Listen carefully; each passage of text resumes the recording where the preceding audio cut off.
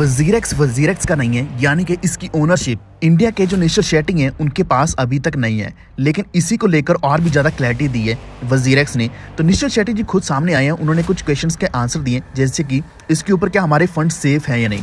क्योंकि जैसे कि लास्ट मैंने वीडियो आपको दिया था ज़ेप्पे का, तो आपको बताया था कि वहाँ क्या क्या प्रॉब्लम्स आ रही हैं। और इसी के साथ सुनने में ये भी है कि कॉइन DCX के ऊपर भी 1000 रुपये लिए जा रहे KYC करने के लिए। यहाँ तक कि कॉइन DCX ने अपने 12% और भी ज्यादा जो एम्प्लॉयज थे उनको ले ऑफ कर दिया है बेयर मार्केट में, जो कि अभी एक ही दिन में अपडेट आई है। तो 590 में से लगभग 71 एम्प्लॉयज को ले ऑफ कर दिया गया है, उनकी जॉब चली गई है। लेकिन क्या वजीरेक्स अभी सही सलामत है या नहीं? क्या वजीरेक्स एक्सचेंज इंडिया में अभी सर्वाइव कर पाएगी या नहीं ये बेयर मार्केट को? इन सब के सवाल मैं आपको देने वाला हूँ। इसी के साथ क्रिप्टो एसेट विड्रॉल्स, टैक्सेस या फिर और भी जो रेगुलेशंस आई हैं, या फिर आपका जो ट्रैक किया जा रहा है, आपने जो भी पेमेंट्स करी है, ट्रेडिंग करी है, वो भी आपको मैं इसमें क्लियरली बताऊंगा, क्योंकि ये डायरेक्टली आंसर्स आए हैं निश्चिल शेट्टी के द्वारा। तो वीडियो इंपॉर्टेंट होने वाला है आपके लिए, अगर आप भी वजीरेक्स यूजर हैं या फिर आपने WRX बाय करके रखे हैं।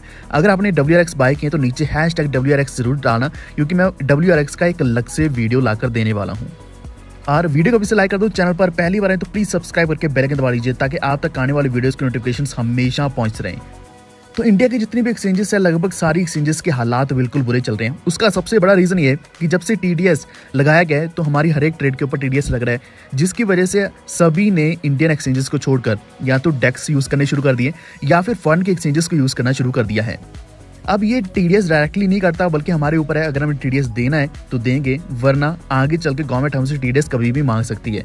TDS के साथ साथ इंडिया में क्या कि 30% का टैक्स लगता है अगर हम प्रॉफिट अर्न करते हैं, जिस कारण सभी ने क्रिप्टो करेंसीज को या तो होल्ड करके रख लिया है स्पॉट में, या फिर डेक्स के ऊपर मूव कर दिया। डेक्स तो नहीं बोलेंगे, ट्रस्ट वॉलेट जैसे वॉलेट्स के ऊपर मूव करके रख दिया है और ट्रेड करना ही बंद कर दिया है, जिस कारण इंडिया में क्रिप्टो करेंसीज की जो एक बहुत बड़ी हाइप बनी हुई थी वो बिल्कुल खत्म जैसी हो चुकी है। इंडिया में जो एनवायरनमेंट है क्रिप्टो करेंसीज की वो बहुत बुरी है। तो धीरे धीरे कई लोग इंडिया को छोड़कर जा चुके हैं।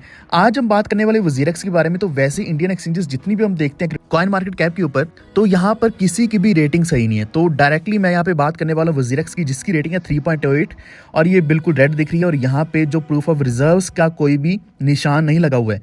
निशान कहने का मतलब यहाँ पे एक काइंड ऑफ लोगो लगा हुआ है बाइनेंस के साथ, कॉइनबेस के साथ, Kraken, क्यूकॉइन, बायबिट, OKX। तो टॉप की जितनी भी एक्सचेंजेस हैं, सारी की सारी एक्सचेंजेस के साथ एक लोगो लगा हुआ है, एक ऐसा मार्क लगा हुआ है जिससे पता चलता है कि आपको एक्सचेंज के रिजर्व्स का डेटा डायरेक्टली मिल जाएगा, अवेलेबल मिलेगा।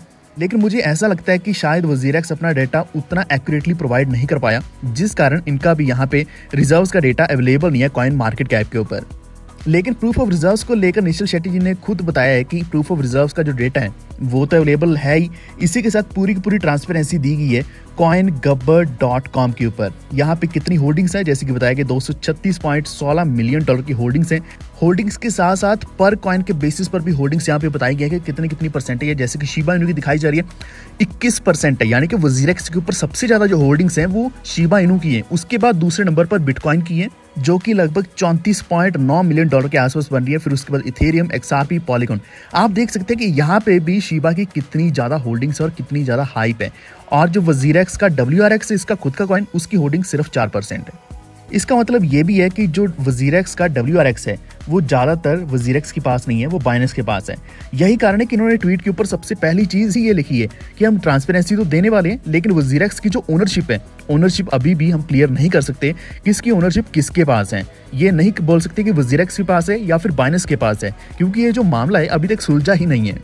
तो जिस कारण इन्होंने जितनी भी फिगर्स हैं जो प्रूफ ऑफ रिजर्व्स के द्वारा ये देना चाह रहे हैं, वो सारा का सारा coingubber.com के ऊपर अवेलेबल करवा दिया गया। आप रियल टाइम डेटा कभी भी चेक कर सकते हैं। अब दूसरे नंबर पे जो चीज आती है वो है WRX।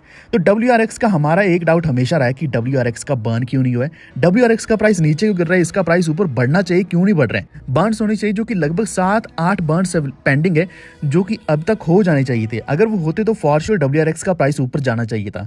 तो ये जो डिस्प्यूट चल रहा है इसके ऊपर भी क्लैरिटी वजीरेक्स ने ऑलरेडी दे दी है। इनका जो ब्लॉग है इसके ऊपर बताया गया है कि कितना बर्न पेंडिंग है और जो रिजर्व्स हैं वो सारे के सारे किसके पास पड़े हैं, WRX की होल्डिंग्स किसके पास पड़ी हैं। तो उन्होंने क्लियरली बता दिया कि ये बाइनेंस के पास है, उनकी जब मर्जी होती है वो अपने हिसाब से कभी भी WRX को सेल भी कर देते हैं। और आपने प्राइस भी देखा होगा कि WRX का प्राइस कभी कभार ऐसे ही रैंडमली बढ़ जाता है, क्योंकि बाइनेंस की एक्टिविटी तब होती है।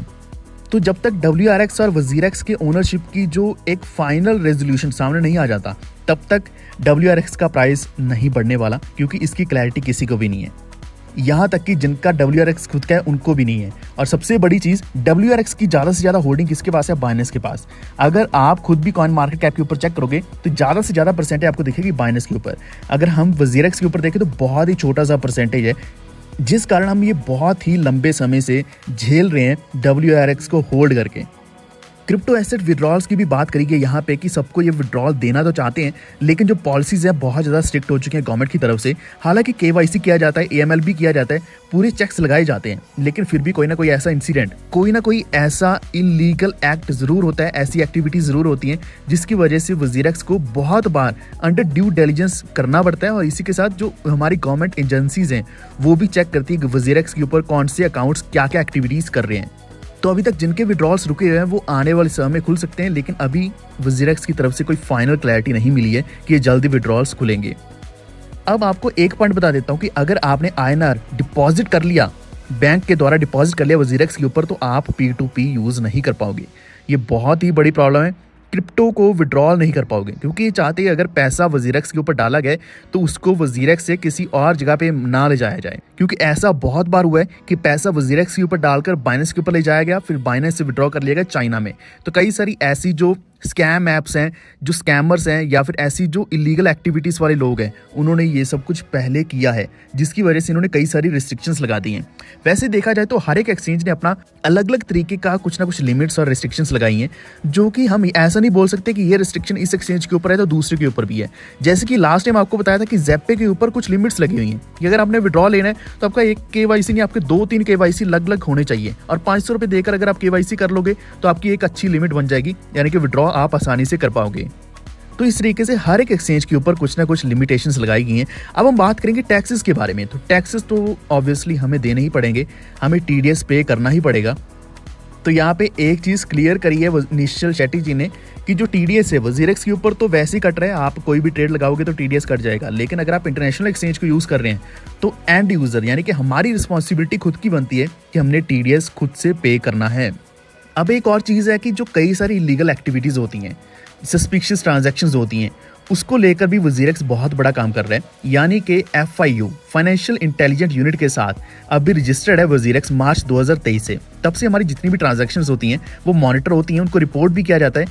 खासकर जो सस्पिशियस ट्रांजैक्शंस होती हैं, बहुत बड़ी ट्रांजैक्शंस अगर करी जा रही हैं तो वो क्लियरली बताया जाता है WZRX के द्वारा आगे एजेंसीज को। तो लास्ट में ही कुछ अपडेट्स आई थी, आपको बताया भी था कि WZRX ने लगभग 200-250 अकाउंट्स का पूरा डेटा गवर्नमेंट को प्रोवाइड किया था, ये दिखाने के लिए कि यहाँ पे हमारे पास पूरी ट्रांसपेरेंसी है। डाटा कहने का मतलब उन्होंने पूरी KYC की डिटेल्स दी, इसी के साथ साथ जो भी एक्टिविटीज़ करी जा रही थी उनके द्वारा, जो भी ट्रेडिंग करी जा रही थी वो भी क्लियरली बताएगी और आगे फॉरवर्ड किया गया पूरा डेटा। अब एक बहुत बड़ी प्रॉब्लम एग्जिस्ट कर रही है, आपको TDS का तो पता ही है कि TDS अप्लाई हो रहा है, लेकिन इसी के साथ जो फीस है वो 0.472% अभी सामने दिख रही है। ये मैंने लास्ट टाइम जब देखा था 0.4445 के आसपास चल रही थी, यानी कि फीस लगातार बढ़ रही है। ज़ेप्पे के ऊपर थी ये 0.5% फ्लैट थी, यानी कि इतनी हमें पे करनी ही करनी पड़ेगी। अब इन्होंने बताया कि ये फी रिवैम्प के ऊपर बात कर रहे हैं, यानी कि ट्रेडिंग वॉल्यूम को इंक्रीज करने के लिए फीस के ऊपर कुछ ना कुछ ट्रेडिंग एक्टिविटीज़ देंगे और डिस्काउंट फीस के ऊपर मिलने वाला है। एक और चीज़ रहती है कि अगर उदाहरण के तौर पर किसी भी कारणवश अगर आप नहीं रहते इस दुनिया में और आपका WZRX अकाउंट है, तो उसके ऊपर अगर आपका नॉमिनी लगा होगा, अगर माइनर है या फिर माइनर विद गार्जियन है, कोई भी है, तो उससे क्या कि पूरा अमाउंट उनको मिल जाएगा। जैसे बैंक्स में होता है, जनरली ऐसा ही होता है। तो आपको घबराने की ज़रूरत नहीं है, आपका नॉमिनी ऐड हो जाएगा WZRX अकाउंट में, जिससे क्या कि आपका फ्यूचर का amount in case of miss happening उनके पास ही जाएगा। अब कुछ और छोटे मोटे इन्होंने फीचर्स ऐड किए, जैसे कि मोस्ट एक्टिव टोकन कौन सा है, क्विक एक्सेस आपको मिल जाएगा, कॉइन का मेटा डाटा, यानी कि आप अगर अपना खुद का रिसर्च करना चाहते हो तो आप सब कुछ देख सकते हैं। पिछला ये इन्होंने बताया कि पहले हमने 5 नए टोकन्स और 14 नई मार्केट्स लिस्ट करी हैं 3 महीने के अंदर, जो कि ऑब्वियसली चलता ही रहता है। WZRX अगर अपना कमाना चाहते हैं तो इनको कॉइन्स भी लिस्ट करने पड़ेंगे, सब कुछ करना पड़ेगा। तो आपको मैंने लगभग सब कुछ बता दिया कि जो निश्चल शेट्टी जी ने बताया है इसके बारे में, जैसे कि प्रूफ ऑफ रिजर्व्स है, जैसे कि WRX की अपडेट आपको दी है, फीस की, TDS की, टैक्सेस की, इसी के साथ साथ अभी फीस जैसे कम होने वाली है, नॉमिनी की बात आपको बताई गई है, क्रिप्टो विड्रॉल्स कब शुरू होंगे, तो सब कुछ आप एक बार में नहीं समझे तो दोबारा इस वीडियो को देख लीजिए। इसके अलावा कोई और आपका डाउट है WZRX को लेकर या WRX को लेकर, नीचे कमेंट कर दीजिए। अगर आपको ये वीडियो अच्छा लगा है please like and share this video, और इसी के साथ हमारे चैनल को सब्सक्राइब करके बेल आइकन दबा लीजिए ताकि आप तक आने वाली वीडियोस के नोटिफिकेशंस हमेशा पहुंच रहें। ये वीडियो देखने के लिए धन्यवाद।